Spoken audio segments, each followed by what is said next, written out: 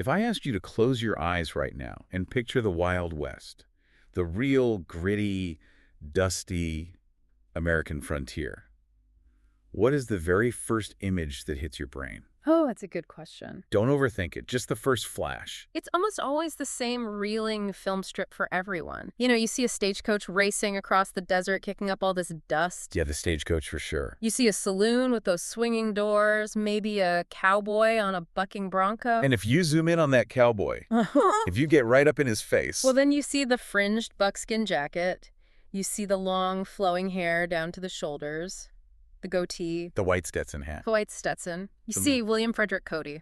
Better known to the entire world as Buffalo Bill. The face that essentially branded the American West for the rest of history. Welcome to the Deep Dive. Today, we are unpacking the man behind that face. And I have to be honest, before we started digging into these sources, specifically the biography and the historical records, I thought I knew this story. Right. I thought, okay, famous cowboy, good shot, had a circus. That is the caricature. That is the version on the lunchbox. Exactly. But the mission for this deep dive is to look at the historical record and peel back those layers. Yeah. Because when you actually look at the documents, the man underneath that fringed jacket is, well, he's messy. Messy is a polite way to put it. He is a massive walking contradiction. I mean, we're talking about a man who is famous for killing bison, thousands of them, yet became a conservationist who fought to save them. A man who fought in the Indian Wars, effectively a soldier of the empire, yet became a vocal advocate for Native American rights. It's a lot to square. And a rough-and-tumble frontiersman who was also a progressive feminist fighting for equal pay in the 1800s. And a man whose entire life was a blur between cold, hard reality and the legend he manufactured to sell tickets. That's the core theme we want to explore today. Invention. How one man effectively invented the concept of the Wild West for global consumption while living a life that was often stranger and much darker than the fiction he was selling. We have a lot to cover. The violence of his childhood, the military service, the massive logistics of his show, and the bizarre body-snatching rumors after he died. It's a wild ride. And I think it's important to start with that idea of invention. We tend to think of history as this static list of facts, but Cody proved that history is a story you tell. Yeah. And if you tell it loud enough and with enough flair, your version becomes the truth. So let's go back to the very beginning. I think the assumption most of us have is that Buffalo Bill just sort of sprang out of the ground fully formed in the middle of a buffalo stampede. Right. The jacket and everything. But his origin story is surprisingly political. It is. And to understand Cody, you have to understand the geopolitical temperature of America when he was a kid. He was born in the Iowa Territory in 1846, but the family moved to the Kansas Territory when he was young. And this wasn't Little House on the Prairie, Kansas. This was Bleeding, Kansas. Right. For those of you who might have slept through that day in history class, Bleeding, Kansas was essentially a prelude to the Civil War. A really nasty one. Oh, it was a violent guerrilla war between pro-slavery and anti-slavery factions fighting over whether Kansas would enter the Union as a free state or a slave state. It was terrorism, it was arson, it was murder. And Cody's father, Isaac Cody, stepped right into the middle of this buzzsaw. He did. The sources detail a specific incident at Reevely's trading post. This was a local spot where pro-slavery men gathered. So hostile territory. Extremely hostile territory for an abolitionist. Isaac Cody was invited to speak. Now, he could have just offered some platitudes, kept his head down, and sat down. But he didn't. No. He gave a fiery, impassioned anti-slavery speech in a room full of men who violently disagreed with him and were, armed. That is brave or incredibly reckless. Or both. Probably both. The crowd turned on him immediately. They threatened to kill him if he didn't step down. And then it wasn't just threats. What happened? A man jumped onto the platform and stabbed Isaac Cody twice with a Bowie knife. A Bowie knife. We aren't talking about a little pocket knife here. No. A Bowie knife is a combat weapon. Massive blade. This was a brutal assault. Wow. And keep in mind, young William is there. He's a child witnessing this happen to his father. That is just unbelievably traumatic. It is. And Isaac never really recovered from those wounds. He lingered for a while, but the family was persecuted. Their finances were ruined because Isaac couldn't work. Oh. And he eventually died in April 1857 from complications related to the attack. So William is 11 years old. His father is dead, effectively killed by political violence. The family is destitute. This isn't a yee-haw adventure story. This is a desperate survival story. It is trauma, pure and simple. And it forced him to grow up instantly. He became the breadwinner at age 11. At 11. He had a mother and sisters to support. There was no social safety net. If he didn't work, they didn't eat. And this is where he enters the workforce. The source says he started as a boy extra. What does that even mean? Sounds like a movie role. It does, but it was far less glamorous. He was working for freight carriers, specifically the famous firm Russell, Majors, and Waddell. Okay. These were the logistics giants of the frontier. A boy extra usually meant a messenger. He would ride up and down the length of a wagon train, delivering messages from the wagon master to the drivers. Which brings us to the first big myth we need to tackle, the Pony Express. Ah, the Pony Express, yes. If you go to a museum or watch an old Western, Buffalo Bill and the Pony Express are synonyms. He is the star rider, the poster boy. It's part of the brand, absolutely. But historians are waving a red flag here. They are waving a very large red flag. This is where we see the legend starting to overwrite the man. Later in his life, and certainly in his show's publicity materials, Cody claimed he was a Pony Express rider. Right, telling these epic stories. He told stories of these epic, hundreds of miles rides, dodging arrows, galloping across the plains, swapping horses at lightning speed. Real hero stuff. But the math doesn't check out, or the timeline. The timeline is incredibly tight. And the nature of his employment is disputed.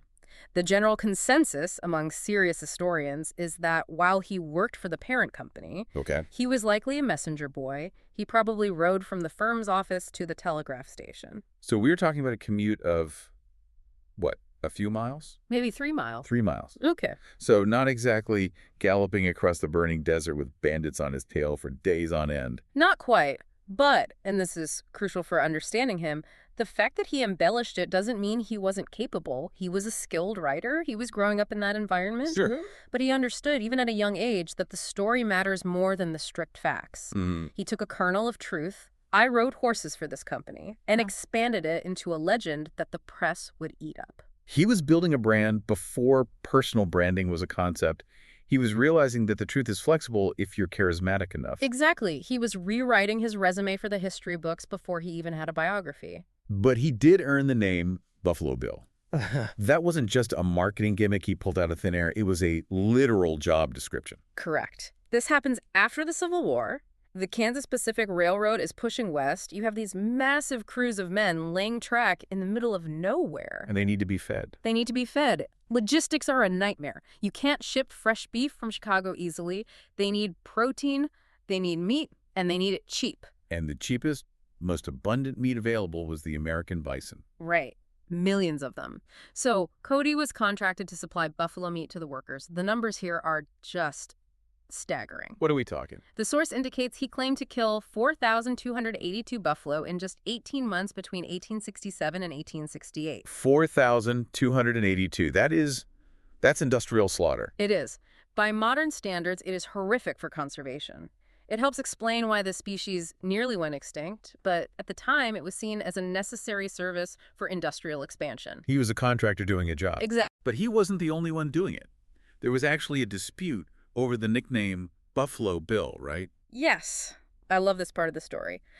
There was another man named Bill Comstock. He also claimed the title. He was well known in the territory. So what did they do? Well, they did the most Wild West thing possible. They didn't go to court. They didn't flip a coin. They had a shoot-off. A literal duel for the trademark. A buffalo hunting duel. They agreed. The winner gets the title Buffalo Bill for life. The loser has to go by, well, just Bill, I guess. This reads like a sporting event in the source material. It was an 8-hour contest. An 8-hour contest. But what strikes me is the difference in strategy. It wasn't just about who was a better shot. It was about who understood the animals better. Right. Exactly. This is where you see Cody's intelligence. Comstock was a scout and interpreter, part Cheyenne. He used a Henry repeating rifle. For those of us who aren't gun experts, that's a fast-firing gun, right? Very fast. Lever action. You can pump out rounds quickly without taking your eye off the sights. Okay, so what was Comstock's strategy with it? Comstock's strategy was to ride up behind the herd and fire rapidly into the rear of the animals. Which seems logical. Chase them, shoot them. But think about the physics of a herd.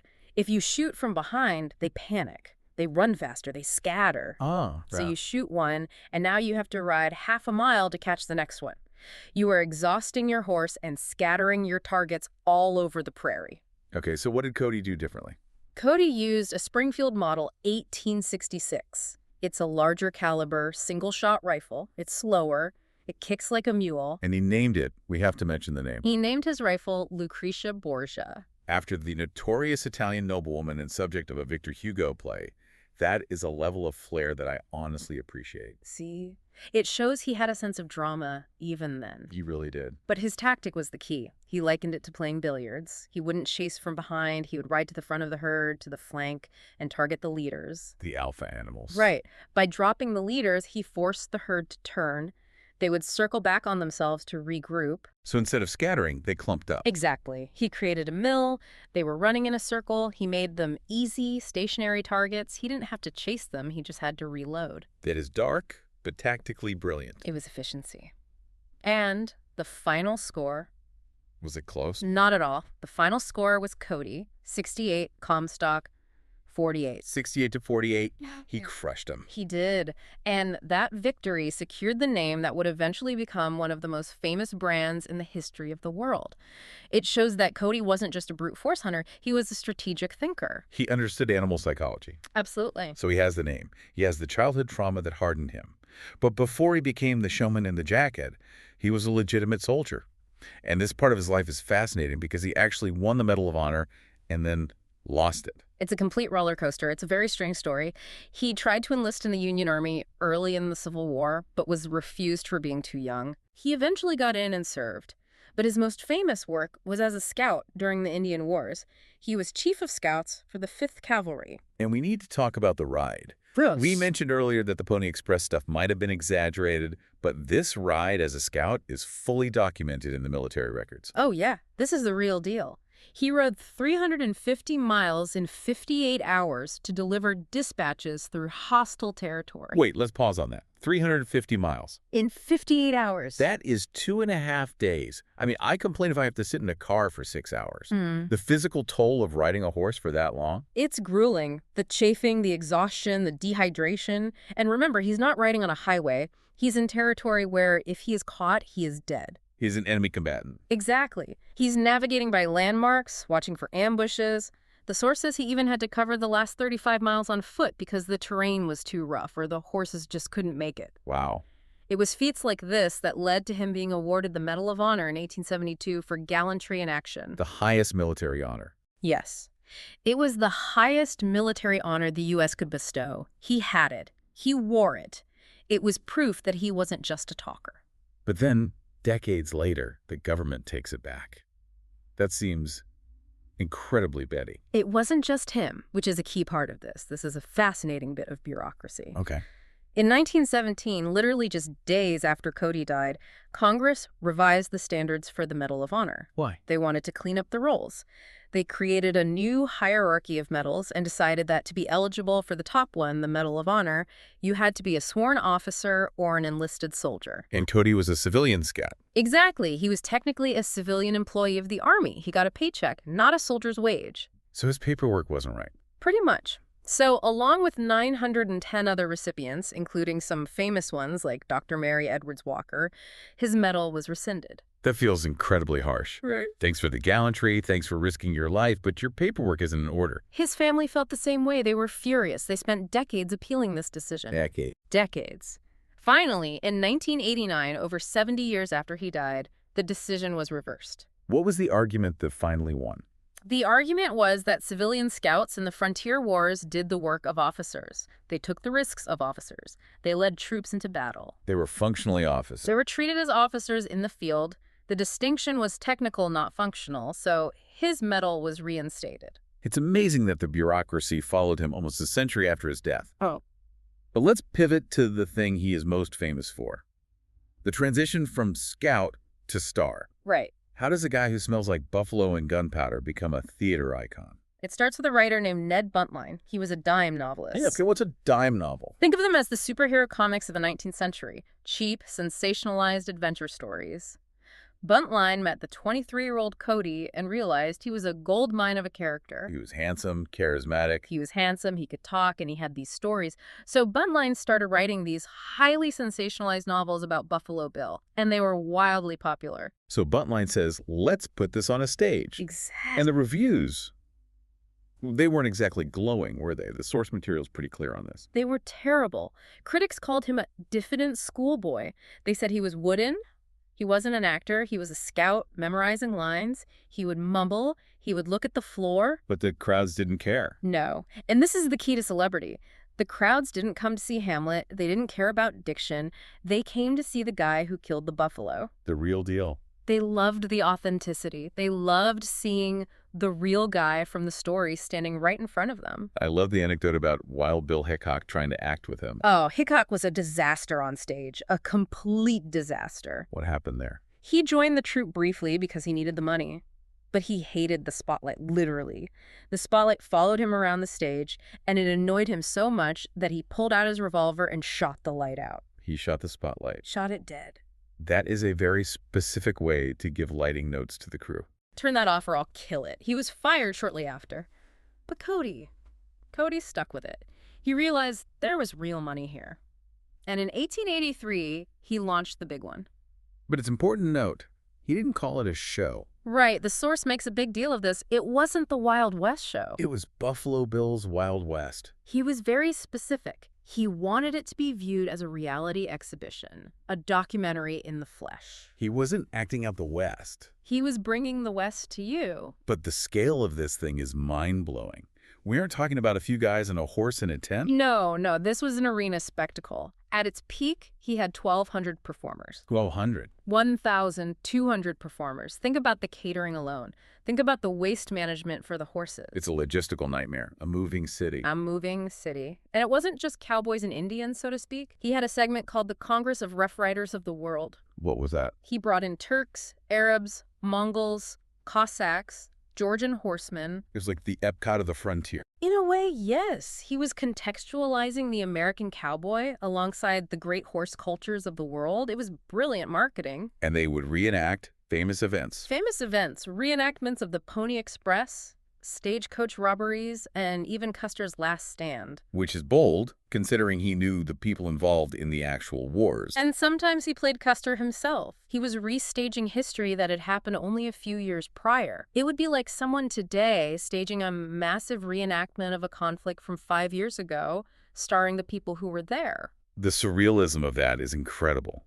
But the impact of this exhibition, cannot be overstated. No, it can't. When he toured Europe, it wasn't just entertainment, it was a diplomatic event. It was. He went to England for Queen Victoria's Golden Jubilee, and the Queen herself attended the show. And this is the moment that made headlines everywhere. Yes. During the performance, as the American flag was carried around the arena, Queen Victoria stood up and bowed to the flag. The Queen of England bowed to the U.S. flag. She did.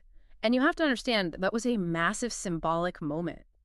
The U.S. was still a young, somewhat rough nation in the eyes of Europe. Still the upstart colony, in a way. Exactly. For the monarch to bow to the flag, it signaled a shift in global power. And it happened at a cowboy show. It legitimized the American identity on the world stage. That is wild. Yeah. He also met the Pope, right? He did. A delegation from the show went to the Vatican to meet Pope Leo XIII. I just picture cowboys in chaps walking through St. Peter's Square. Hey. It's surreal. It is. But my absolute favorite story from the European tours has to be the Italian defeat. Oh, the rodeo challenge.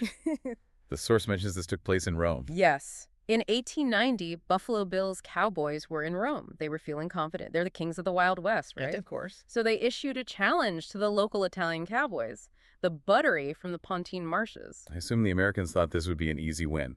We're the pros. You guys heard cows in a swamp. Exactly. They challenged them to a skills competition, breaking untamed horses, roping calves, and the Americans lost. They lost. The Wild West cowboys lost. The Italians won the roping competition. The leader of the Italian team became a local hero in Rome. That is fantastic. It's a great check on the American ego. It just goes to show, while Cody was exporting the myth of the American cowboy, the actual skill of working cattle was universal. The Italians had been doing it for centuries. Right. I love that. Yeah. It humanizes the whole machine. Right. But speaking of humanizing, We need to move to perhaps the most surprising part of the research. We called it the progressive paradox in our notes, because Mhm. Cody's relationship with Native Americans and women it's surprisingly modern. It is incredibly complex, and we have to be careful not to paint him as a saint because he wasn't. Right. This is a man who fought in the Indian Wars. He claimed to have scalped a Cheyenne warrior in retribution for Custer. He literally reenacted that scalping in his show for years. He did, the first scalp for Custer. It was gruesome. But, and here's the paradox, in his show he was one of the few employers who paid Native Americans genuinely well. And treated them with respect, right? Huh. The source quotes him on this. He did. He famously said, "Every Indian outbreak that I have ever known has resulted from broken promises and broken treaties by the government." That is a very clear condemnation of U.S. policy, especially coming from a former Army scout. It is. And in the show, he encouraged the Native performers to bring their families. They set up camps that the public could visit. Why? He wanted the audience to see them as human beings, families, mothers, and children, not just the savages they read about in the sensationalist papers. He called them the former foe, present friend. It's a weird dynamic, though, isn't it? He's using them to reenact their own defeat for entertainment, Right. but also giving them a platform and economic agency they couldn't get on the reservation. Exactly. It's exploitation and empowerment happening simultaneously. If they stayed on the reservation, they were starving and controlled by government agents. But with Cody, With Cody, they traveled the world, met royalty, and made money. Sitting Bull himself toured with the show for a season. They were co-workers. and then you look at his stance on women. This one really surprised me. You expect the macho cowboy to be traditional, but he was a vocal advocate for suffrage. He was. He is quoted as saying, "If a woman can do the same work that a man can do and do it just as well, she should have the same pay." Equal pay for equal work. In the late 1800s, that's amazing. It's remarkably progressive. And he Wow. walked the walk. Annie Oakley was the star of his show. Not a side act? Not a side act. She was a headliner. She was paid better than almost anyone else, man or woman. The source mentions a horrific incident involving the show train that really highlights the dangers they faced. Yes. In 1901, traveling shows were dangerous. A freight train crashed head-on into the show's train. It was devastating. How bad was it? 110 horses were killed. Oh, that's awful. It was. And Annie Oakley was severely injured. She was partially paralyzed for a time. Doctors told her she would never walk again. But she did. She recovered after 5 surgeries and eventually went back to performing. It shows the resilience of the people Cody surrounded himself with. He respected that grit, regardless of gender. And then there's conservation. The man who killed 4,000 buffalo eventually wanted to save them. He did. He saw the frontier disappearing. He saw the bison herds vanish, partly by his own hand, and he pivoted. How so? He spoke out against hide hunting. He advocated for hunting seasons. He wanted to preserve the Wild West because he realized it was finite. It seems like he spent the second half of his life trying to preserve what he spent the first half of his life destroying. That is a profound way to put it. Yes, he was nostalgic for a world he helped conquer. And nowhere is that struggle, that messiness, more evident than in his personal life. Because while he was playing the hero on stage, his marriage was an absolute disaster. Oh, a total train wreck. The section on his marriage to Luisa Frederici reads like a modern tabloid. They got married young in 1866. Very young. And almost immediately, the friction started. He was never home. He was scouting, hunting, touring. Yeah, and when he was home. When he was home, he brought the chaos with him. He was terrible with money, always generous to a fault with strangers, but leaving the family finances in disarray. He called her cranky in letters. He did. And she probably was. I mean, she was raising his children alone while he was off being Buffalo Bill. I know. In 1904, he actually sued for divorce. This was a huge scandal. Divorce was rare. A celebrity divorce was headline news. And the accusations were wild. He accused her of trying to poison him. He claimed she put dragon's blood or some concoction in his coffee. The housekeeper testified that she saw Louisa tampering with his drink. So it seemed like he had a case. For a minute, but then the defense brought in witnesses who painted a very different picture. What did they say? They claimed Cody said the only way he could deal with her was to get drunk and stay drunk. Yikes. So you have the most famous hero in America telling the court he has to stay drunk to handle his wife. It completely destroyed the stoic hero image. It revealed a sad, angry, trapped man. And the kicker? What's the kicker? He lost the case. He lost. The judge ruled that incompatibility wasn't legal grounds for divorce. The poisoning allegations weren't proven. So, legally, they were forced to stay married. That sounds like an absolute nightmare. It does. They eventually reconciled in 1910 and stayed together until he died, but it just shows how trapped he was in his own private life, even while he was free to roam the world. Let's move to the end, the final chapter. You'd think a guy this famous would die incredibly wealthy, living in a palace. You'd think so. He made a fortune, but he spent a fortune. And he made terrible investments. Like what? He poured money into mines that had no gold. He poured money into founding the town of Cody, Wyoming. Which is a cool legacy. It's still a gateway to Yellowstone, Mm-hmm. but expensive to build from scratch. Very expensive. He built the Irma Hotel there, named after his daughter. He pushed for the Shoshone Dam, which was the tallest in the world when it was finished. So he was a visionary developer? A visionary developer, but cash poor. When he died in 1917, the source says his liquid fortune had dwindled significantly, less than $100,000. And even in death, there was controversy. This is the body-snatching part that I teased in the intro. It's the final battle over who owns Buffalo Bill. It's truly bizarre. So break it down. What happened? Okay, so he died in Denver, Colorado, at his sister's home. Now, his wife and sister said he wanted to be buried on Lookout Mountain, overlooking the plains in Colorado. But the people of Cody, Wyoming said, no, he founded our town. He belongs here. Right. The town of Cody relied on his name for tourism. They felt they had a claim, and relations got so tense that rumors started flying. What kind of rumors? The rumor, and it persists to this day in Wyoming, is that a delegation from Wyoming stole the body. Stole the body from the mortuary. The story goes that they came down to Denver, swapped the body with a drifter or just a look-alike corpse, and took the real Buffalo Bill back to Wyoming, burying him on Cedar Mountain. That sounds like a conspiracy theory, a local legend. It likely is. Historians are pretty sure he is in Colorado. But the threat was taken seriously enough that in 1948... Wait, 1948? That's more than 30 years after he died. Yes. In 1948, the American Legion in Denver had to mount an armed guard over the grave because there were renewed threats from Wyoming to steal the body. They had to guard the grave with guns. That is the power of the icon. Everyone wanted to claim the legend. He was a tourist attraction even in the grave. So, as we wrap this up, what does this all mean? We have looked at the violence, the showmanship, the progressive politics, the messy marriage. What's the takeaway? I think Buffalo Bill is the bridge.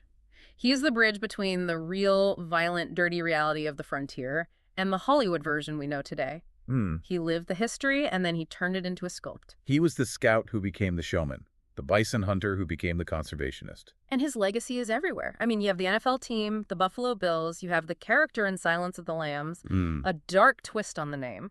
Even Buffalo Bill ice cream in Australia, he is baked into the cultural DNA of the West. There's one final detail in the source material that I found really provocative. It says that on his deathbed, he was baptized Catholic. It's true. After a life of being a Freemason, a life of violence, a life of performing, in his final hours, he sought that ritual. Was it one final attempt to rewrite his own narrative? Or was it a genuine search for peace after a life of noise? We will never know. But it adds one last layer of mystery to the man. And ultimately, I guess the question for you listening is this. Does it matter if the Wild West was real? Or is the version Buffalo Bill created, the one of heroes and drama and spectacle, the only one that really matters because it's the one we remember? That is the power of the showman. Thanks for diving in with us. See you next time.